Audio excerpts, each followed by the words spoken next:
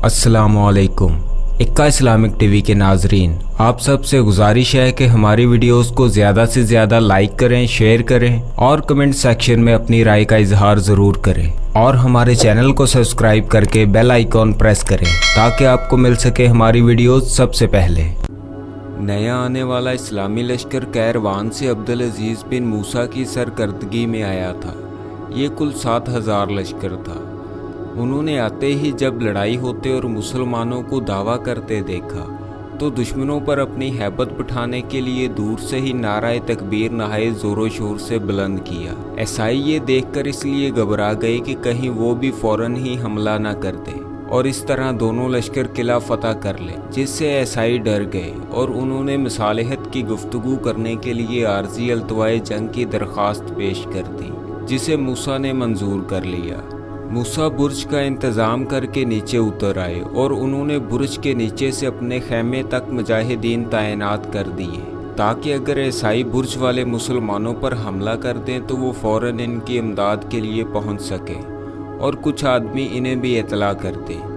पहले अक्सर औकात ऐसा हो चुका था कि ईसाइयों ने कौलो करार करने के बाद अहद शिकनी की थी, इसलिए मुसलमान इनका एतबार बहुत कम करते थे।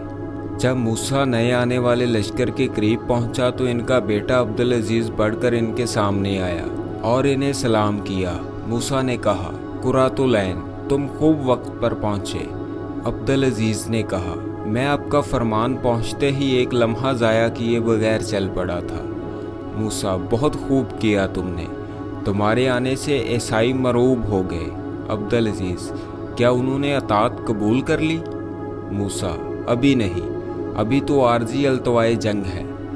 अब्दुल अजीज़, शायद वो सुलह पर आमादा हो गए हैं। मूसा ने कहा, हाँ, कल इनका वफद मसालहत के लिए आएगा। नूरे चशम, तुम अपने लश्कर को ठहराओ और ख़ुद भी जाकर आराम करो। अब्दुल अजीज़, बेहतर है।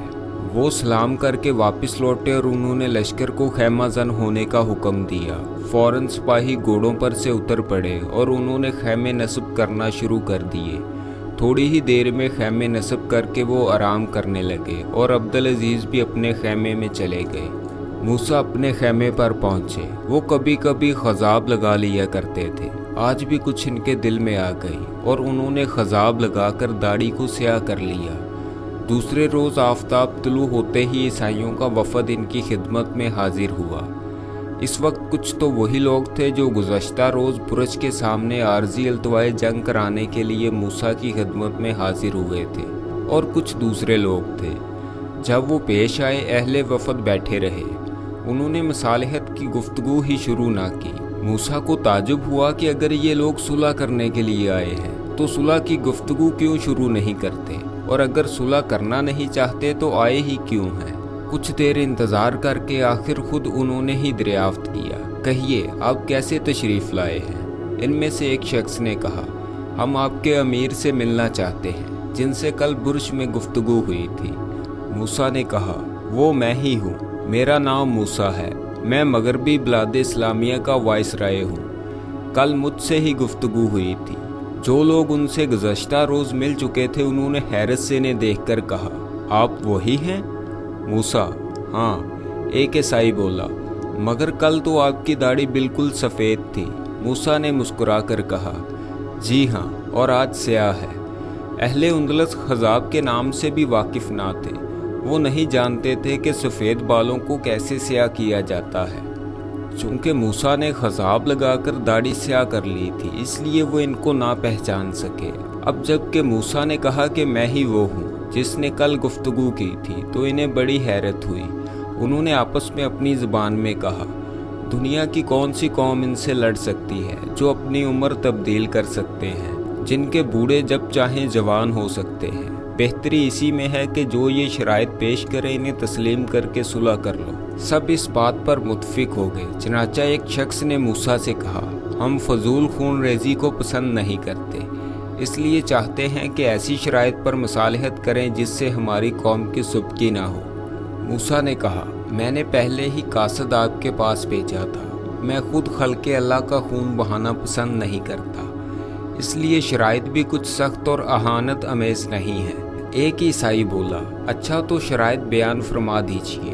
मूसा ने कहा, सबसे पहली बात तो ये है कि जो लोग किला मरेडा में रहना चाहेंगे इन्हें अपने तमाम हथियार और घोड़े हमारे हवाले करने होंगे, और जो लोग इसे पसंद ना करें इन्हें मरेडा से चले जाने की इजाज़त दे दी जाएगी, मगर इनके जाने से पहले इनकी तमाम अमलाक जब्त कर ली जाएंगी। जो लोग किला में रहेंगे इनको मजहबी आज़ादी होगी, इनकी हिफाजत के जिम्मेदार हम होंगे, और इस हिफाजत के सिला में इन्हें मामूली महसूल अदा करना पड़ेगा जिसका नाम जजिया है।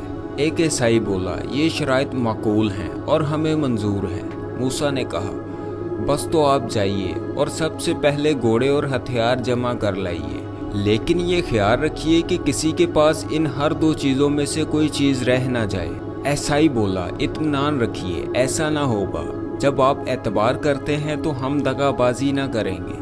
मूसा ने कहा, शराफत का तकाजा तो यही है, लेकिन अगर किसी के पास हथियार या घोड़े पाए गए तो इनकी तमाम चीज़ें बहक़ हुकूमत इस्लामिया जब्त कर ली जाएंगी और इसे जिला वतन कर दिया जाएगा। ईसाई बोला, नहायत मुनासिब है, हम शाम तक ये सब चीज़ें जमा करके हाजिर हो जाएंगे। मूसा ने कहा, बेहतर है। ईसाई सलाम करके चले गए और मूसा ने लश्कर में ऐलान करा दिया कि आज जंग मुलतवी रहेगी।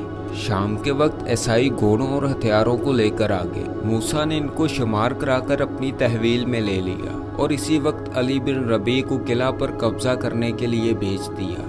चलते वक्त उसे ये हदायत भी कर दी कि किसी ईसाई से कोई ज़बरदस्ती न करे, इनकी हिफाजत की जिम्मेदारी इसके सर पर है। अली ने जाते ही किला पर कब्जा कर लिया। ये वाक़या यकम शवाल 93 हिजरी ऐन ईद उल फितर के रोज़ का वाक़या है। अब्दुल अजीज़ को ये खित्ता नहायत ही भला मालूम हुआ। वो घोड़े पर सवार होकर पहाड़ और इसके मुतल्लकात की सैर करने के लिए चल पड़े। पहले वो पहाड़ पर गए, जिस तरफ भी उन्होंने नज़र की इन्हें सब्ज़ा ही सब्ज़ा नज़र आया। वो सब्ज़ाजार पहाड़ को देख देख कर नहायत खुश हुए और इसके नज़ारे में कुछ ऐसे महव हुए कि बेख्तियार बढ़े चले गए। जूं जूं वो बढ़ते जाते थे, पहाड़ की दिल फरेबी बढ़ती जाती थी। बहुत सी चट्टानें फूलों से लदी हुई थी और इन पर अजीब किस्म के दरख्त खड़े थे। वो इन चट्टानों को देखते हुए एक ऐसी वादी में जा निकले जिसका चप्पा चप्पा सब्ज़ाजार था, लेकिन इसमें खंडरात भी बहुत ज़्यादा थे। मालूम होता था कि किसी ज़माना में वहाँ आबादी थी, जो ज़माना के हालात ने मटाकर खंडर बना रखी थी। वो इन खंडरात को देखते हुए बढ़ते रहे। कुछ दूर जाकर इन्हें एक पत्थर का बुत खड़ा नजर आया, जो इतना ऊंचा था कि इसका सर मुश्किल से नजर आता था। इसकी इतनी बुलंद जिसामत देखकर खौफ मालूम होता था। उन्होंने आज से पहले इतना बड़ा बुत कभी नहीं देखा था। वो इसे देखकर हैरान और शशदर रह गए।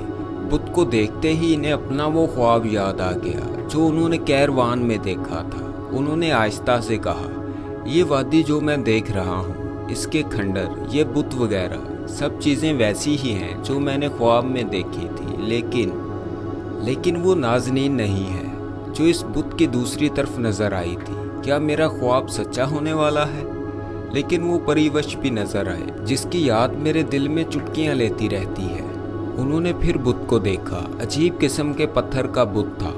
इसका हर अज़ू नहायत साफ और बड़ी कारागरी से बनाया गया था। सबसे ज़्यादा हैरत की बात यह थी कि इसमें कहीं जोड़ नज़र न आता था। ऐसा मालूम होता था कि चाबक 10 सनाओं ने किसी एक चट्टान को काट कर इस बुत को तैयार किया है।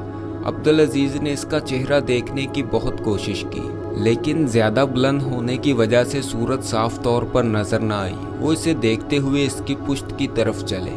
इस तरफ नहायत दिल फरेब फूलों की क्यारियाँ थीं। खुश रंग और खुशबूदार फूल खिल रहे थे। इनकी शदाबी और तरोताज़गी जाज़बे नज़र बनी हुई थी और खुशगवार भीनी भीनी खुशबू फैल रही थी। इनकी निगाहें फूलों के ऊपर से गुजरती हुई सामने जा पड़ी। उनसे थोड़ी ही दूर चंद महजबीनें खड़ी इन्हें देख रही थी। वो सब नहायत बेशकीमती रेशमी लिबास और जवाहरात के जेवर पहने थी। इनकी सूरतें जगमगा रही थी। इन महवशों के दरमियान एक कमसिन हसीना थी जो आला किस्म का लिबास और आबदार मोतियों और जवाहरात के जेवर पहने थी। इसके गले में एक तोक था जिसमें लालो यकूत और दूसरे बेशकीमत हीरे वगैरह जड़े हुए थे। वो इस कदर चमक रहा था कि इसकी तरफ आंख भरकर न देखा जाता था। इस तौक ने हूरवश के चेहरे में बिजलियां भर दी थी और इसकी सूरत आफताब की तरह जगमगा रही थी। इसके रुखसारों से हुस्न की शुआएं निकल रही थी। वो हूर जमाल अब्दुल अजीज़ को देखकर मुस्कुराई। इनके दिल पर बिजलियां सी गिरी और वो इस होशरबा सूरत को देखते रह गए।